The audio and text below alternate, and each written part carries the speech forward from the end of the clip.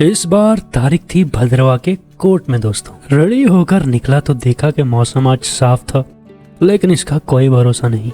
Road से bus stand के लिए जो रास्ता है वो थोड़ा लंबा है, इसलिए मैं शॉर्टकट इस नाले से निकला। इस नाले से गुजरना काफी चैलेंजिंग था दोस्तों, क्योंकि ये प्लास्टिक का नाला हजारों बीमारियों का घर है। भूख इतनी तेज लगी थी कि मैंने 3 प्लेट पराठा ऑर्डर कर दिया। अब ये राशन लपेटने के बाद मैं देखता हूँ कि मेरे शूज को थोड़ी पॉलिश की जरूरत है। अब मैं मैटाडोर को छोड़ के ऑटो में बैठ के पुल डोडा जाता हूँ, ताकि वहां से जल्दी जल्दी मैटाडोर में बैठ के भद्रवा चले जाऊँ। लेकिन मैं जैसे ही वहां पहुंचता हूँ तो वहां कोई गाड़ी नहीं होती है और मुझे फिर वेट करना पड़ता है उसी मैटाडोर के आने का। अब गाड़ी आते ही मैं गाड़ी की विंडो सीट पे बैठा, लेकिन उसके साथ ही एक उल्टी करने वाला भैया आया जो मेरी विंडो सीट पे बैठा। उसके बाद एक आंटी आती हैं जिनको चक्कर आने लगता है और फिर वो मेरी सीट पे बैठी। उसके बाद आती है ट्रैफिक पुलिस, जो कि हमारी गाड़ी वाले की एक्स्ट्रा सैलरी पे बैठी, क्योंकि गाड़ी ओवरलोड थी तो उनका थोड़ा बहुत चालान शायद काट लिया गया। मुझे डर था कि ये लोग मुझे अब बाहर फेंक देंगे। फाइनली हम लोग भद्रवा पहुंचने वाले थे, क्योंकि सामने दिखाई दे रहा था बर्फ से लदा हुआ गुली डंडा का ये ऊंचा सा पहाड़। खैर मुझे तो कोर्ट की एग्जैक्ट लोकेशन पता नहीं थी, तो मैंने दुकान वाले से पूछा और उसने बताया कि सीधा सामने जाइए और वहाँ पे जामिया मस्जिद से टर्न कीजिए राइट साइड में और फिर लेफ्ट साइड में। खैर मुझे एक वकील दिखते हैं ब्लैक ड्रेस में, जिनको फॉलो किया और वो मुझे कोर्ट तक पहुंचा लेते हैं। फाइनली कोर्ट में हाजिरी देने के बाद मैं आ जाता हूँ भद्रवा शहर को देखने। उसके बाद मैं गाड़ी में बैठता हूँ और गाड़ी की विंडो सीट लेता हूँ, ताकि मैं कैप्चर कर सकूँ कुछ प्यारे प्यारे खूबसूरत से शॉट्स इस शहर के, ताकि मेरा व्लॉग बन सके। अब गाड़ी के शीशे पर नजर पड़ी तो वहाँ लिखा था छोटा कश्मीर। फिर मैंने थोड़ी रिसर्च करी कि आखिर भद्रवा को छोटा कश्मीर क्यों कहा जाता है। भद्रवा को छोटा कश्मीर इसलिए कहा जाता है क्योंकि ये जगह अपनी नेचुरल ब्यूटी, वेदर और ओवरऑल फील में काफ़ी हद तक कश्मीर वैली जैसी लगती है। सबसे पहले यहाँ की हरी भरी वैलीज, दूर तक फैली हुई ग्रीन मीडोज और घने देवदार के जंगल एकदम कश्मीर वाली सीनरी क्रिएट करते हैं। फिर अगर बात करें यहाँ के क्लाइमेट की, तो वो भी काफ़ी प्लीजेंट रहता है। गर्मियों में ठंडी हवा और सर्दियों में ठंड का एहसास, जो बिल्कुल कश्मीर जैसा एक्सपीरियंस देता है।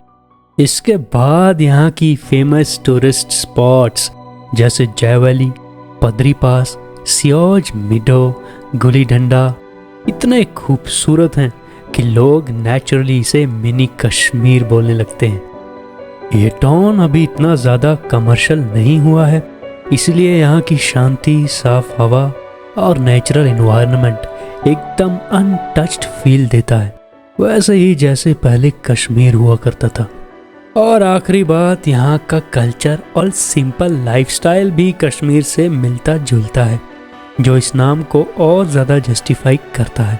यहाँ के लोकल लोग भद्रवाही और कश्मीरी बोलते हैं। इसी कॉम्बिनेशन की वजह से भद्रवा को प्यार से छोटा कश्मीर कहा जाता है। अब सोचो अगर मैं तुम्हें बताऊं कि भद्रवा की ज़मीन के नीचे भी एक पूरी कहानी छुपी हुई है। एक ऐसी कहानी जो हड़प्पा और मोहनजोदाड़ो जैसी पुरानी सभ्यताओं की याद दिलाती है। ये कहानी है दुग्गा नगर और उद्दनगर की। पहले के टाइम में भद्रवा सिर्फ एक छोटा सा टाउन नहीं था, बल्कि एक पावरफुल और रिच स्टेट हुआ करता था। इसकी कैपिटल आज के गढ़ और सुंगली के एरिया में मानी जाती है, और उस वक्त के सबसे बड़े और मशहूर सिटीज थे दुग्गा नगर और उद्दनगर, जो आज के मोंडा और सरतिंगल के पास हुआ करते थे। अब कहानी और इंटरेस्टिंग होती है।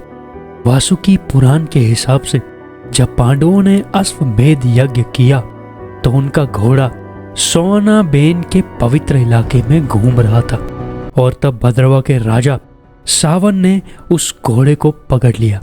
सोचो कितनी पावरफुल जगह रही होगी। इतना ही नहीं, कहा जाता है कि यहाँ एक बहुत बड़ी यूनिवर्सिटी थी, जहाँ लगभग 10,000 स्टूडेंट्स एक साथ रह और पढ़ सकते थे। और माना जाता है कि ये वही जगह है जहां आज भद्रवा यूनिवर्सिटी बनी हुई है। लेकिन हर कहानी में एक ट्विस्ट ज़रूर होता है।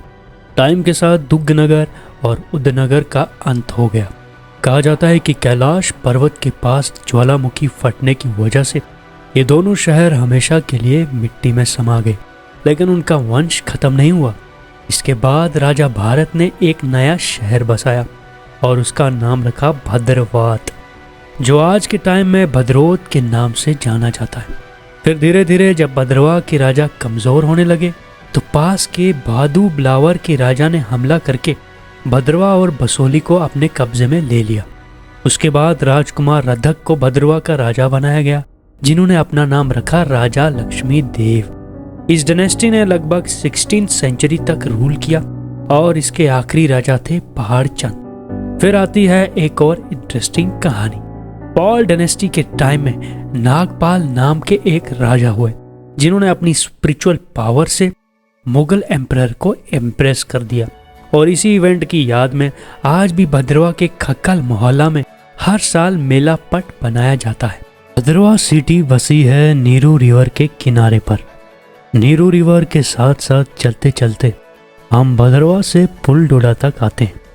पुलडोडा में नीरू रिवर चिनाब रिवर से मिल जाती और हम लोग निकल आते हैं डोडा सिटी के लिए। क्लॉक टावर के पास उतरने के बाद मैं ऑफिस के लिए निकल जाता हूँ। अब ऑफिस में छुट्टी होने के बाद हम लोग रूम के लिए आने लगते हैं। इसी बीच शिवानी मैम कहती हैं कि उन्हें विशाल जाना है कुछ पापा के लिए शॉपिंग करने के लिए। अब हम लोग यहाँ डिसाइड करने लग जाते हैं कि जाएं कि नहीं जाएं और कौन कौन जाएगा। लास्ट में लेक राय सर घर चले जाते हैं और इन दो बंदों को हम ज़बरदस्ती घसीट के विशाल ले ही जाते हैं।